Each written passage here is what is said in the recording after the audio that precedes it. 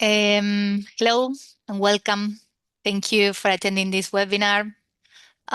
Before we start, I'm just going to share a couple of housekeeping points. This webinar is being recorded. By the end of the webinar, you will get a copy of the recording, and also a copy of the cyber threat report that Allot produced this year, which offer additional information and insights beyond what you're going to get today during the webinar. Feel free to ask a question throughout the webinar. There's a Q&A window. Please share your questions over there. By the end of the session, we'll do the best to answer those questions. Okay, so let's go for it. Hi, everyone. My name is Eva. I'm a Senior Director of Marketing at Allot. I am in charge of a very remarkable business intelligence department that analyzes and enriches cyber protection data uh, for millions and millions of consumers and small businesses that we protect worldwide. Every year, we organize a webinar like this to share insights on cybersecurity for mass markets with an open audience like yourself. This time, we wanted to focus on a very interesting segment, kids and teens, or what we may call Gen Z, Gen Alpha. This is a very, very interesting segment. Sometimes we forget about them, as telcos especially. But they are super, super important. Why? Because these are the generations that are actually growing up by default online. All the devices that they have in their hands, phones, tablets, consoles, laptops, they are not just tools. They are social spaces, they are learning environments, they are the place where they spend much of their entertainment time. They spend a lot of time, right? Inside all of these devices. So in this webinar, we're going to focus on them. We are going to present real protection data, okay, real cases that we have in our lab. And we are going to share with you how kids and teens are exposed to cyber threats, which are the dynamics that behind those cyber threats, why they work so good, okay, these attacks on these segments. We're going to go over also on how artificial intelligence is accelerating this risk. And we are going to think together what should be the role of telcos, okay, regarding this type of consumers. Okay, so before everything, let's review for a second why. Why this segment? Why to focus on kids and teens? As I said, we're looking at the first generation in history, okay, that they are being connected almost from the beginning of their life. Even the Gen Z and the Gen Alpha, both of them, okay? Imagine that these kids that they have 10 years old today. So definitely when they were born, their parents already have an account in Instagram, let's say. Most probably there was already a tablet, okay, going around at their homes. They have seen their parents with a mobile phone in their hands their whole life, okay? For them, connectivity is a really important part of their life. And these are the statistics, right? If we take the age of 10, most of the kids already own a smartphone. And if you're going to 15 and above, the connectivity is universal, right? Everybody has a smartphone. And the implication of this is that their social life, their entertainment, their learning activities, and actually even their spending, of a big part of their spending, goes through mobile networks. Okay. And Another aspect that I think that is important to share right now as a landscape is the fact that economically they matter, and they matter a lot. Why? Because today there's a very interesting share of the global consumption that is on chart of this Gen Z. Okay, they are responsible for almost 30% of the global consumption, and the Gen Alpha, okay, these kids on 10 or 13 or less, actually maybe they are not the one responsible for such a big share of the consumption. However, they have a big influence on the expenditures of their households. Okay, so, and this is super important. Why? Because almost every industry already understood this reality, and they are shifting the way they are designing their businesses in order to take into consideration this type of consumers. And of course, if they are taking these guys into consideration, they know that they're going to drive most of the tons of money, okay, a very important part of the consumption. This is also important for cyber criminals because definitely they are going to follow, right? So the question here is, most of industries already adapted their strategies. Cyber criminals definitely they are adjusting this. So what telcos are gonna stand in this landscape? Are they gonna do something different? Okay, what is the role of telcos in all of this? And of course, we know that kids and teens, they don't actually choose operator, right? They just got a SIM card, or the connectivity from their parents. And of course, parents are deciding as they always do, right? Pricing or coverage, family bundles, etc. So in the end, if we understand that sometimes for regular users, the the the telco, the connectivity, okay, sometimes is like a commodity. Imagine for these kids, they are connected from the very first day and they never chose an operator. Okay, so what needs to be done here? How the telcos are gonna stand up, okay, and do something different here? We definitely believe that protection can be a very important position, right? Because in the end, telcos are behind all of this connectivity. They have the ability to see and to go through platforms, through applications, through devices, and definitely have something to do and to protect, okay, to safeguard this experience before the harm occurs. So this conclusion I really want to share in a word: competing for digital native attention. We truly believe that telcos can differentiate by protecting this digital activity. So before we continue, I just want to clarify what this webinar is and what it isn't. In this session, we are going to talk about real data, okay? Real trends and cases that are significant in our lab. We know that this is what's going on today and is repeatedly in all the different operators that we work with consumers worldwide. We are not going to talk about isolated incidents or something theoretical. We are going to focus on cases and things that are going on.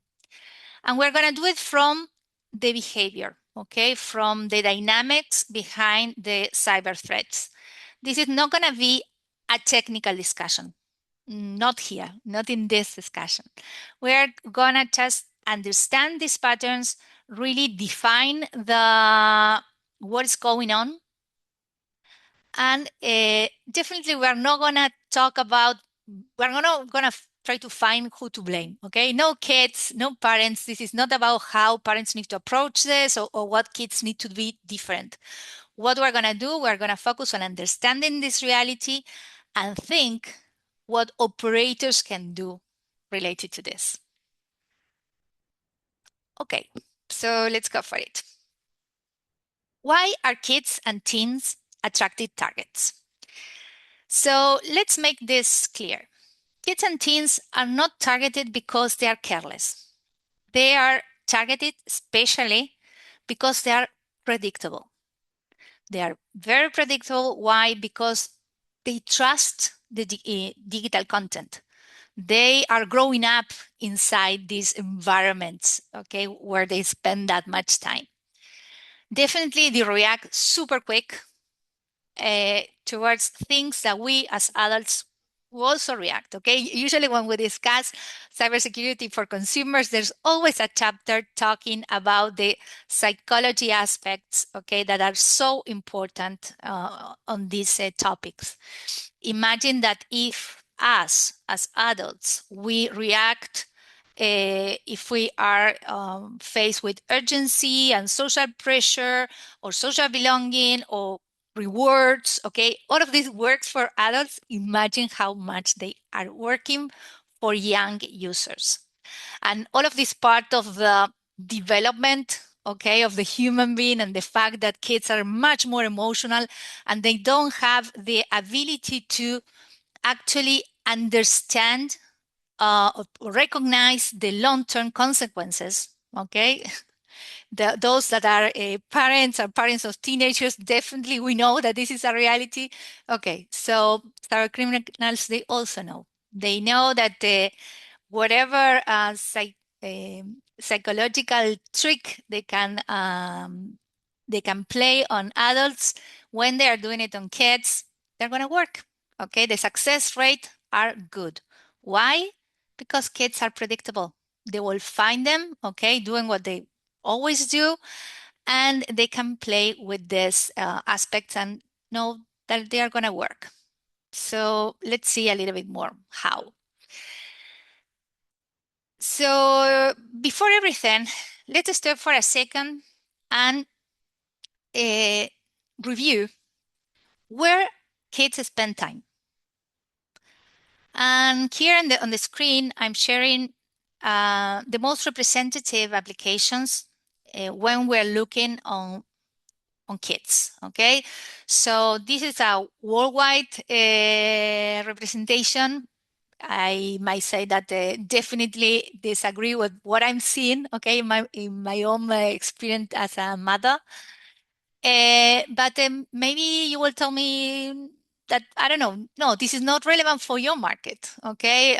Maybe, I don't know, Netflix is not that important in your market, but I can bet that there will be another streaming application that is in the top 10 or the top 5 instead of Netflix. The same can happen with Amazon, okay? Maybe there's another marketplace that is relevant. However, we can be sure that in most of the devices, most of the phones of the kids, you will find video platforms, social media applications, messaging, online games, and most probably some educational tools. Okay, those are the ones that are less universal, okay, because they're more related to specific education programs. But the thing is here, what we are seeing is a concentration. Okay, even when there are tons and thousands of hundreds of millions of applications, in the end, when we're thinking about kids and teens, the usage and the time that they spend is very concentrated. Okay, it's focused on a small set of apps. And why this is important? Because with concentration, we will find efficiency for content delivery, for algorithms to work better, to learn quicker how the kids work and react, okay, to make their engagement deeper with the applications. It's going to work to build habits, okay, for them to spend time and push the activities, okay, that they can do in each of the different applications. So we had this concentration, we had this efficiency, and this works exactly, okay, in a mirror for the exposure. Okay, in the same way that this efficiency and this concentration creates efficiency for those using the applications in order to push content or create habits, etc., the same works for cyber criminals. Okay, so this is very important because when the majority of the attention is focused on just a few environments, any small risk, okay, that is introduced in those environments can scale super quick, okay, very rapidly. And this is, in the end, taking us to this conclusion that we're going to see over and over during the webinar, and it's the fact that kids are not going to go looking for risk, okay? Most probably they don't care, okay? They don't care to go. When I was young, okay, there was always someone that was trying to go to a dark web or something. Probably kids, they don't really care. They just focus on doing what they do, okay? Spend their time in this set of applications. So the threat and the exposure is going to happen passively. Okay, it's going to be a side effect of a normal usage. The trust is going to be based on familiarity of what they do all the time, what they do and what their friends are doing. Okay, so all of those aspects create trust. And it's not real verification, it's just trust on what they are used to do. And this is why they are so predictable. Okay, and that predictability is what attackers are gonna exploit.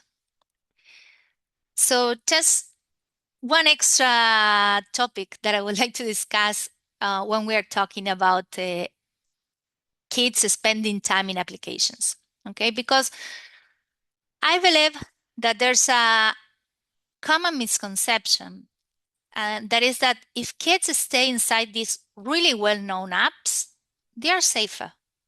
Okay, and I need to confess that actually this is true also for me as a mother. Even when I'm supposed to know all of this stuff, it is like this. Okay, so I'm checking what is this screen time for my kids. I'm trying to see what they do online. I I know that they're inside this type of application. So as a parent trying to do our job, usually we have conversation with kids that are related to the fact that uh, they can get in touch with someone that is dangerous for them. Okay, so we are investing a lot of time having these security conversations in terms of be very careful who approach you inside the game or who you make friends, okay, or connections inside social media. Okay, and be very sure that you know the person before you have a conversation, etc., etc., etc. Okay, and with this, okay, after having this understanding, we kind of feel that we did our job, right? They're supposed to be safe. However, if we consider this with my other hat, okay, with a cybersecurity perspective, definitely this is not true. Um, Even when the kids most probably are not going to go to a browser, okay, in their life, they're going to just stay on those applications, the risk will not disappear. The risk is going to just simply change the form. We all know that modern applications are not closed environment, okay? All of the applications that we are seeing here and the rest that are in the common usage of kids, they are not closed environments. All of them, they include embedded browsers, advertisement frameworks. You will find external links, third-party content, this and user-to-user communication. All of these points are actually entry points for malicious threats. Okay, so even when the kid feels, okay, he will feel super sure that he stays in all the time in the application. Actually, many times are being redirected to other sites. Some of them malicious, so they can end it in a phishing page, in a fake login screen, in a scam giveaway page, or maybe even in a malware hosting site. Okay, so all the typical threats that we used to connect some years ago to browsers or to messages that we are getting in an email or an SMS, and from there we are redirected here. Yeah, definitely that's a thing. However, the redirections, they also happen through the applications. Okay, so from the telco point of view, this is critical because uh, we need to understand that this misconception is more common than we think. Okay, so we need to propose a protection solution, okay, or a value proposition that assumes the threats are going to arrive through the applications and not outside them. Okay, so in another word, when this staying inside well-known apps will reduce the parental anxiety.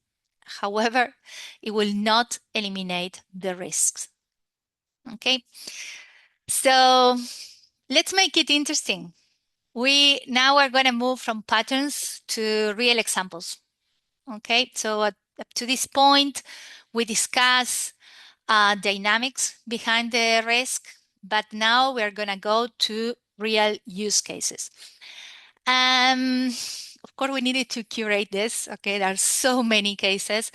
We decided to focus on two very specific examples, but they are representative one. So we're going to start by gaming ecosystems. Okay, so in online gaming, we're going to find a lot of engagement from the kids in terms of identity, community interaction, and virtual currencies. Okay, virtual expenses, it's really connected to gaming ecosystems. And the other one, of course, is social media. In social media, the kids and teens are going to be engaged into content discovery, influencers culture, and an almost seamless transition from the content they see to a marketplace where they can acquire that content or that products. Okay, so at the first glance, okay, we have gaming, we have social media. They seem two very different environments. However, I can promise you that in a couple of minutes we will see how similar they are in terms of cyber threats. So online gaming. Um, Definitely, this is one of the primary digital environments where children and teenagers spend a lot of time. There are so many gaming applications, so many. We counted something like 700,000 different games between Google Play and Apple Store. Imagine how many different examples we have in the lab, the variety of games that is, of course, we cannot know all of them. However, as we just saw a few slides ago, most of the users in the end are concentrated in the top 1 to 5% of the apps, right? And about gaming, and we think about this target of kids and teens specifically, the winner, okay, or the one in the top is Roblox. Roblox has 200 million active users in a month, okay? And most of them, almost 70% of them, are kids or teens, okay? So they spend a lot of time inside Roblox, and they also spend a lot of time outside the Roblox application, but consuming content that is related to Roblox. They also spend money inside the application. There's many different statistics, but in general, there's an agreement that a kid in average will spend from $5 to $20 in a month in Robux. Robux is a virtual currency inside Roblox. And with this virtual currency, they can do everything. okay, that you can do in Roblox. So they are gonna buy skins, they're gonna customize their avatars, they're gonna buy passes, they're gonna have access, privilege to certain events, so certain games, okay? So definitely Robux is a very well appreciated currency. And if you make the math, okay, $5 to $20 in a month, multiplied by the number of active users, definitely there's a $1 billion market, okay, or target here.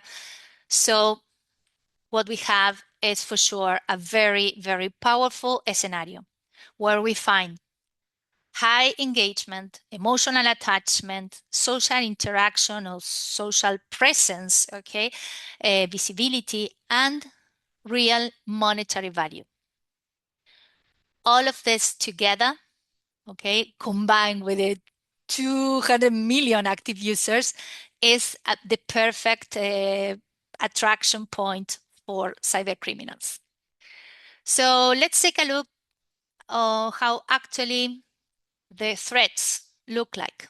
Okay. Um, and before that, okay, before trying to understand what are the threats, how do they work, I would like to make a small reflection here, okay, to think about why criminals will target a Roblox account. Okay, losing a Roblox account for a kid can be devastating, can be terrible. Okay, but we can be sure that cyber criminals are not trying to target children emotionally. Okay, so the question is why? Why do they do that? And this is important to think because it's all of this misconception of if you're a kid, if you're just a simple consumer, you don't really need security because who will target you? Why your Roblox account should be relevant for a cyber criminal? Okay, so this is what I want to highlight here.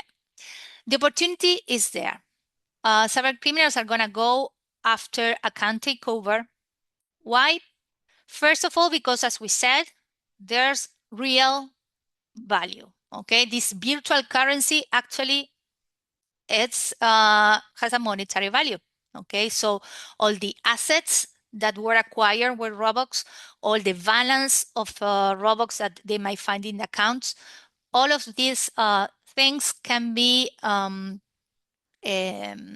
translate, okay, transfer to some other place, can be expand, okay, in some other assets, can be resell. So definitely everything that related to assets or Robux balance is attractive, okay, for cyber criminals. And of course, there's all the aspect related to data harvesting, okay? Every single account has behind them an email, a phone number, they have passwords, they have a profile, they have a connection, okay, with other friends, and all of this makes sense, okay? Has definitely value for cyber criminals. And as we said, people are spending money inside the application. So there's everything related to the payment information. Okay, so definitely if that's the case, if they reach the financial details, there are any type of scams and frauds, okay, that can be related to this. So what we have, the rationale behind cyber criminals is clear. They have a very low attack cost. Okay, so defining one of these attacks is not super expensive. The barriers are cheaper and cheaper every day. And you have such a high volume, okay, and you have this ability to transform small attacks in a really scalable monetization for cyber criminals. So definitely this is attractive, okay, a very, very attractive target for cyber criminals. So we saw many screens here. Let's just take a moment, okay, to go over the use cases. We're not going to go into details. Okay, my idea here is just to give you accurate selection. Okay, there are so many, but we just selected a few just to review the entry points and to have this sense of how seamless this is. Okay, let's say for a kid seeing these screens is a everyday view. Okay. By the way, I was building this deck. My kid just entered to my office, and she was like, "Mom, why you are seeing Roblox screens?" Because yes, for them it's definitely what they are used to see every day. So what do we have here as entry points or use cases for cyber threats that we stopped recently? Login accounts, definitely. There are many different screens related to enter your credentials. And of course, these are going to be connected to account takeover. But there are other screens, okay, or malicious domains that we find related to game pages, okay, to community pages, all the activities that kids are doing inside Roblox, I'm sorry. Game-based marketplace, okay? As I said, there are so many assets that you can buy inside the Roblox, and this is definitely we have tons of examples related to this. Even because you can buy some assets, so you can get it cheaper, you can get it for free. Okay, definitely all type of hooks, okay, to make kids fall into this. And then we go to all the screens related to Robux. Okay, so all the prompts related to get your Robux, redeem your Robux, etc., etc. Gift cards, okay, definitely gift cards is super attractive for kids because Roblox in particular is an application that is very demanded by young kids. Okay, so sometimes it's more complicated to think. Okay, some payment methods, okay, for kids is not that relevant. Yeah, that's right. However, a gift card is a concept that works perfectly well with kids, and there's a lot of content or malicious sites that we stop related to this.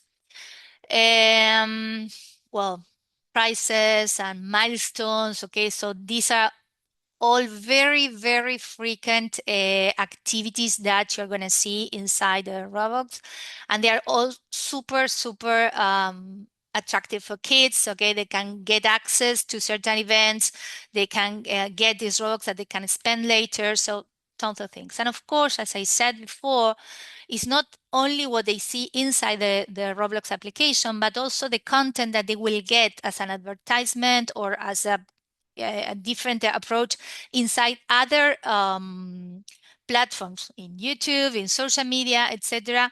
They are gonna find these prompts to download an application that is on top of Roblox. Okay, here we have some examples like a voice chat unlock tool, a reward sync, age bypass. Okay, so if it is not clear that this is targeting kids, I think that this is super clear. And all the pages related to cheat page, gaming tips, etc., etc., etc. So at this point, the question is not whether kids are gonna encounter this type of pages. Okay, I think that the question is how often they're gonna do it. This exists. Okay, this is part of what they're gonna face day to day, and as you saw in the screens, they really are exactly the same. Impossible. It's so seamless. Okay, the experience that they are gonna. There's no way that the kids can really understand or be aware, okay, of what they can click and what they cannot click. So let's move to the second environment that we said, and we're talking about here the social media. Okay, social media platforms definitely plays a very central role, maybe not that much in kids, but definitely in teenagers or pre-teenagers. And we know that most of the applications have an age restriction, or most they have an age restriction that is 13 or maybe above. However, in practice, we know that social media applications are widely used with people or users that are underage, okay, preteens or even young children. And this happens because they are going to access the apps through shared devices at home, through the device of their brothers or parents, etc., or just simply because when they open their account, they just enter an age that is not their own. Okay, so in practice, social media is a thing, definitely for teenagers and many times also for kids. Platforms like YouTube, Instagram, Snapchat, TikTok, they have so much influence in these young generations. And these spaces are not just for communication, to interact with your social friends, okay? These are environments where they are going to build their identity, they're going to entertain, they're going to spend a lot of time, and they're going to discover products, and they're going to discover many realities. Among all of these social media platforms, there's one that stands out, and it's because on the way it was designed. And this application is TikTok. Okay. While other applications usually were born as a social platform, and then they add the layer of the e-commerce, okay, or uh, TikTok actually was designed as a very interesting blending between content, influence, and commerce.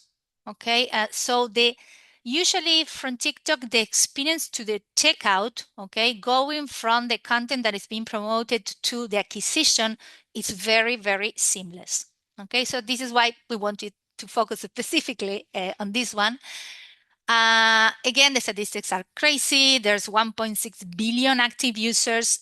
The understanding is that a quarter of them, they are young, okay? They are aged 10 to 19.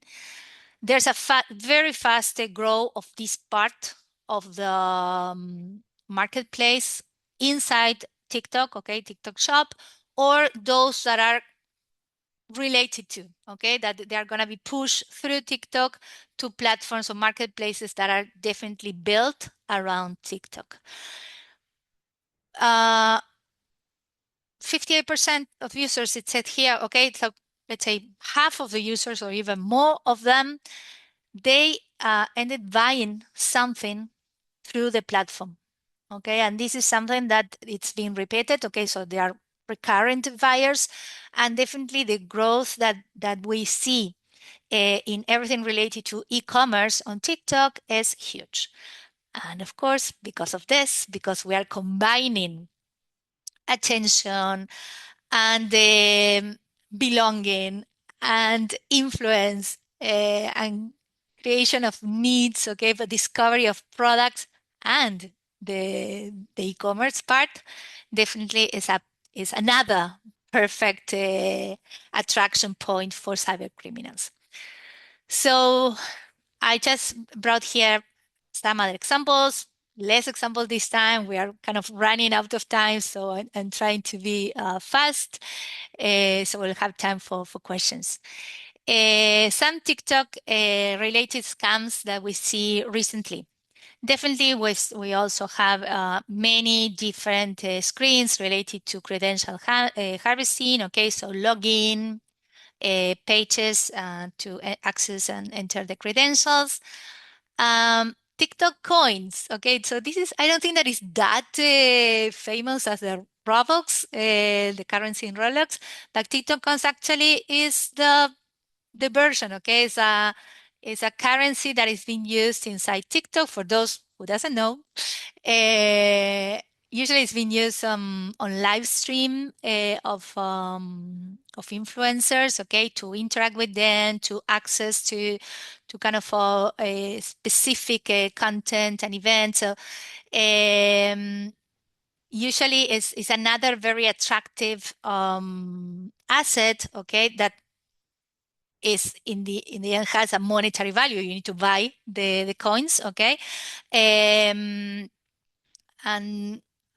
I don't think that definitely is not that popular like Roblox. Okay, in Roblox, it's not that everybody is consuming the TikTok coins.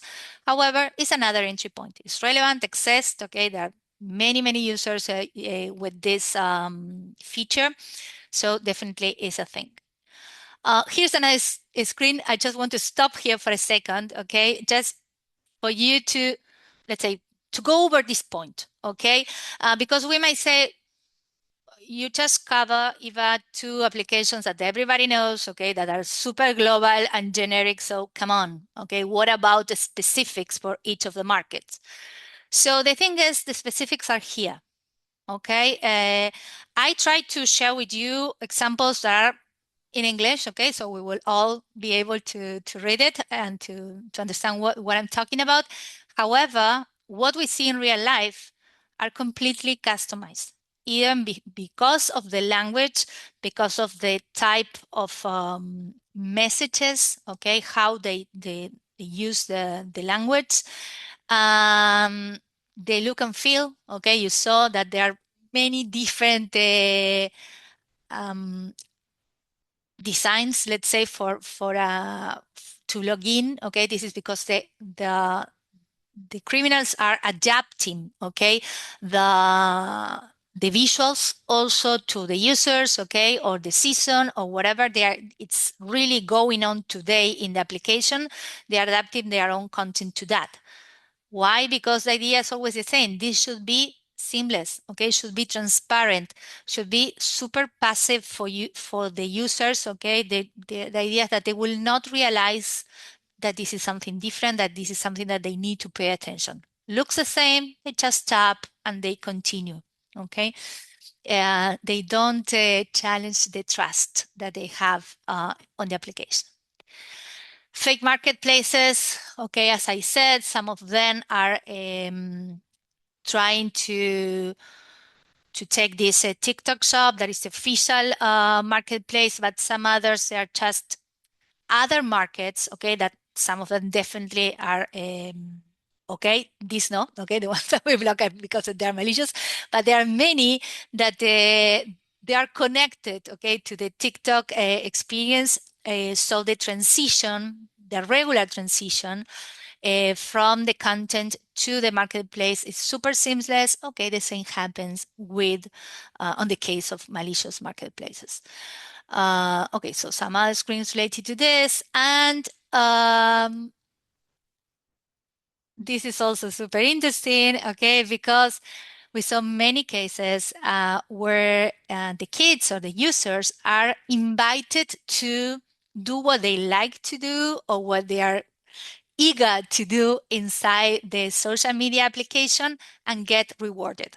In this case, and we have different variations of this, but I think that it's nice to see it because imagine what is the best thing that can happen to someone who is scrolling on the social media on TikTok all the time. They are seeing influencers, some of them super famous and some of them that they're just kids like them reviewing products, okay, opening packages, etc. Imagine how attractive it can be if you're invited to do this, okay? You just need to do 1, 2, 3, 4 activities, download something, share some data, and suddenly you become a reviewer.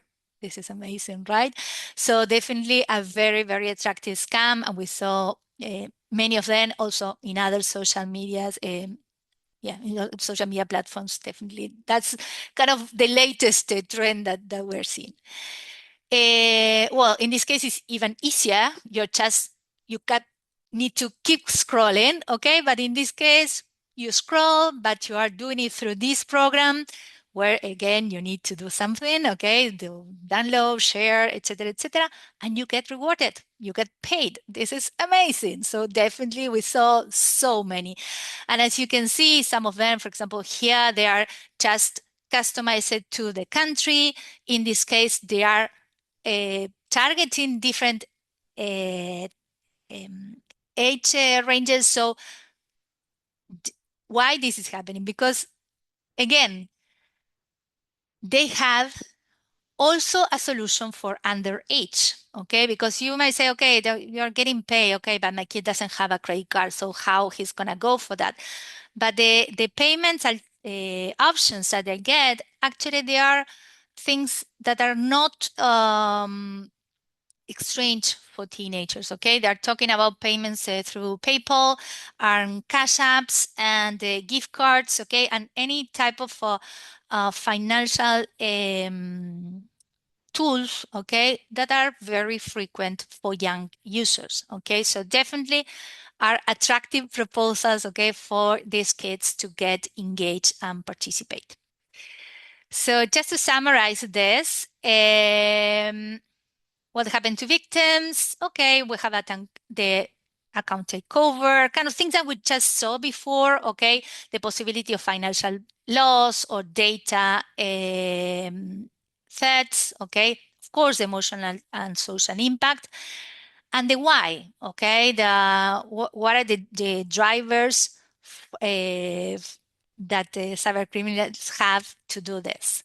So as you can see, probably you already reached this conclusion. We talk about gaming, we talk about social media. We are talking about two very different platforms. However, they have the same criminal playbook. Maybe the user behavior is different. Okay, in one of them you play, you chat, you earn Robux, you customize your avatars in TikTok, you scroll the content, you follow creators, you manage some TikTok coins, or you buy products. However, the hooks are very similar and the attack patterns, they are almost identical. Credential harvesting, free currency scams, fake marketplaces, easy reward offers, and all of these redirections to pages that had the look and feel of staying in the application. However, they are already outside the platform. And something very important that I need to clarify is that this is not a thing of Roblox and TikTok. Please, please, please don't confuse, okay? I'm not against those two applications. They are amazing, okay?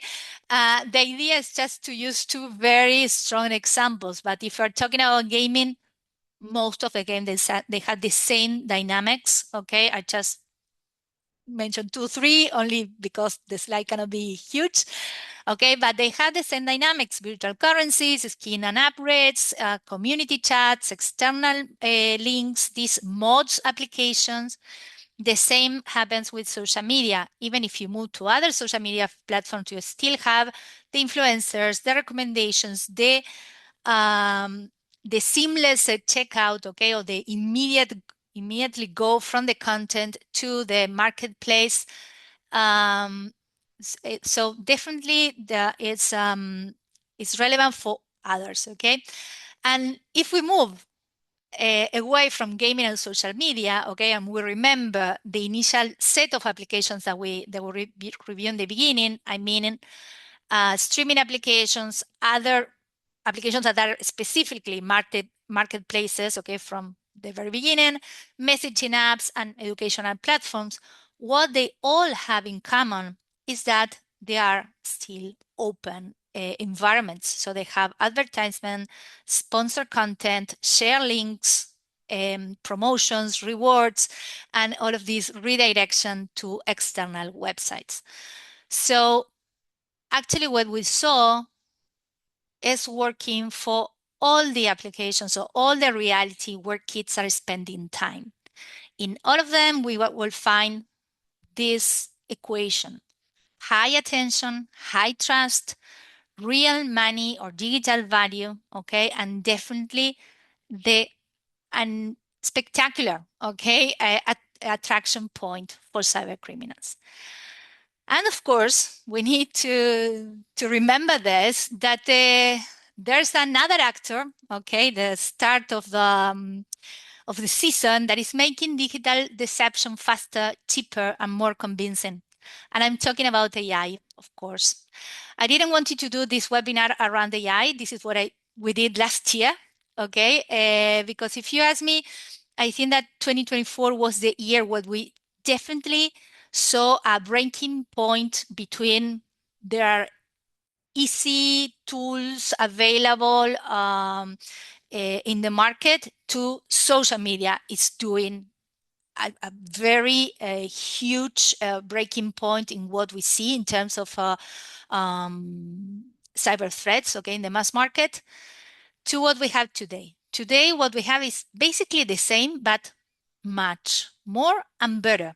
Okay, so same conclusions that we all know, okay, but this is a reality. This is something that we see every day.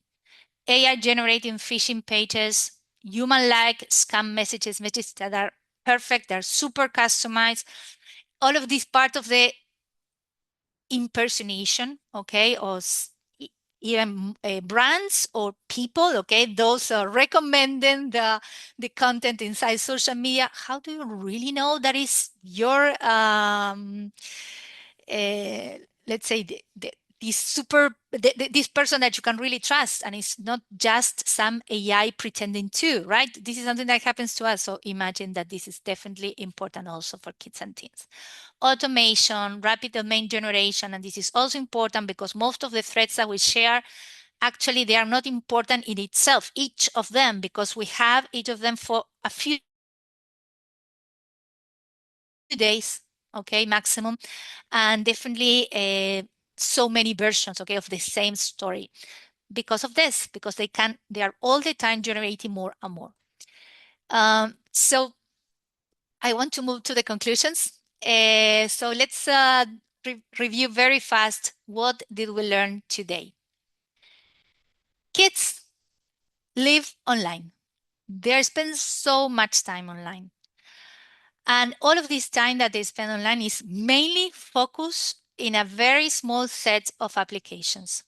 So we have this efficiency we mentioned that is going to make it very,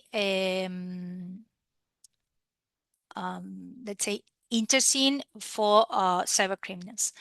In all of these applications, usually kids are kind of building themselves, okay? They have an identity, okay, inside social media, inside the gaming applications. They have their avatars, they are someone, they have a social connection, okay? And so there's a lot of engagement, and there's, of course, money, okay? Virtual money, real money, there's a lot of money inside this. So as we said, the risk is part of the regular usage. Okay, it's a side effect of what they do.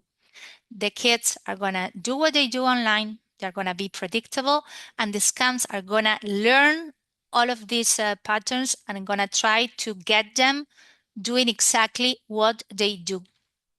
Okay, AI is accelerating the thing, and I don't know what we're gonna see in the next year webinar, but definitely this is a trend that is here, that is every day more clear.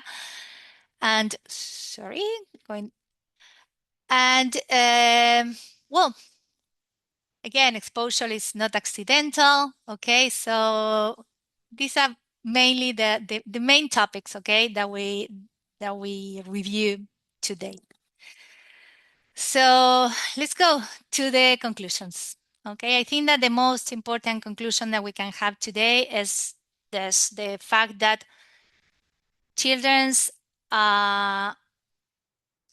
are facing real risks. Okay, they are an amazing, a very, very profitable target for cyber criminals, and actually they are gonna get this risk by being themselves, by doing what they do online. Okay, so in a way, the risk and the exposure becomes inevitable. Okay, so what we need to think is what we do here. Okay, so the question is no longer whether kids will encounter those risks. The real question is where protection can intervene. Okay, will intervene. How we make sure that this ability to actually go through this digital life, but in a safer way, is something that every consumer or every parent will demand, okay, for their kids while being online. So that's it. Okay, for now we reach the end of the presentation. I want to thank you for your participation. I'm gonna check if we have some questions in the Q&A section. Let me see. Oh my God, let me see if I found it.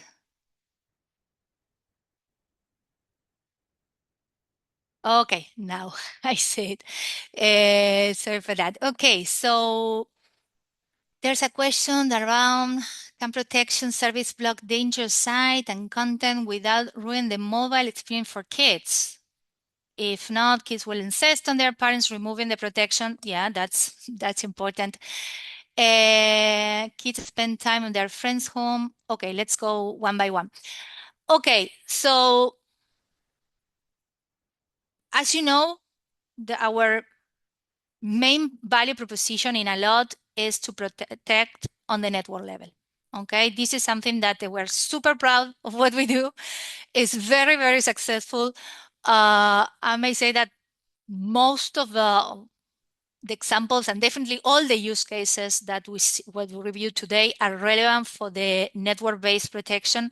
And the beauty of this type of protection is that happens completely transparent for kids. Okay, from the moment they start being active on the service, when the protection acts, okay, they will probably just see that there's some communication interrupt, okay, but they can continue seamless with their activity. Yeah, definitely there's not going to be anything in terms of performance, okay, the gamings are not performing well or any other disruption, okay, of the digital activity. Definitely that's interesting, okay, and also the fact that they can change devices and they will remain active in the service, or the fact that they can go through different devices and depends on the protection solution that they have, they're going to stay protected. Okay, so this is important. Kids are also moving agents, okay? They are not just on the mobile phone. They are not just on the operator's network. They're going online, at home, in the school, etc. So 360 protection is relevant for them, and this is definitely part of the value proposition in Allot. Well, this is kind of similar. Kids spend time at the friend's home. Cam protection service works on guest network. Is a service that not network based. Um, well, yeah, that's definitely part of the value proposition Allot. Okay, so we truly believe that in the end we're protecting people, right? So what it makes more sense is to be always protecting devices, okay, always protecting the kids. Again, even if we move from one device to the other inside the home, when they go from the network home to the network operator or to someone else home, okay, that they will remain protected. Okay, there are many different solutions. Again, this is not a technical discussions, but I will be glad to go deeper into this. So please feel free to reach. Okay, we can go deeper in this discussion. Okay, so we are already over time. There's another 2, 3 questions, but we can take it offline. So definitely thank you. Thank you for your participation. Thank you for your time. I hope that you enjoy the content that we have to share with you today. And we are here, okay, to keep discussing and keep deep in dive into this discovery for cybersecurity insights for the mass market. Thank you very much and see you in the next webinar. Thank you.